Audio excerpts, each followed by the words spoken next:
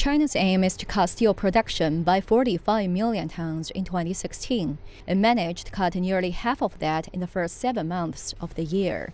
So there's still much work to do. The NDRC spokesman says it's a tough task, which includes the realignment of staff and the disposal of assets. And steel companies have found these difficult to implement. Also, recent price increases have made some companies hesitant to cut production. But the Chinese government is determined to see the plan through. 落实月度报告通报制度。 We will require local governments to hand in monthly reports on their progress. We will also send teams to different areas to supervise their work on cutting overcapacity. Because of the slowdown in global economic growth and with less infrastructure construction, demand for steel is declining. Competition in the market has become more intense as a result. There has been much friction between the European Union and China on the matter. The bloc's trade commissioner has claimed China is promoting unfair competition with artificially cheap exports.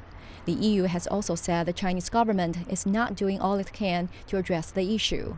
But the NDRC spokesman believes it's an issue facing many countries, not just China.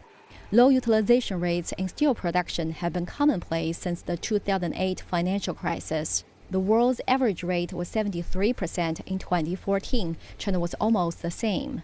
He also points out that most of China's steel is for domestic consumption. 06年到15年这10年当中 Over the past 10 years, China has only exported about 10% of its total steel output, which is much lower than some major steel exporting countries. The Chinese government has been taking action to limit the export of steel, such as imposing high duties. 政策导向看，我国呢也并不鼓励钢材大量出口。 The spokesman also said that overcapacity is a global challenge, and all countries related are responsible for this.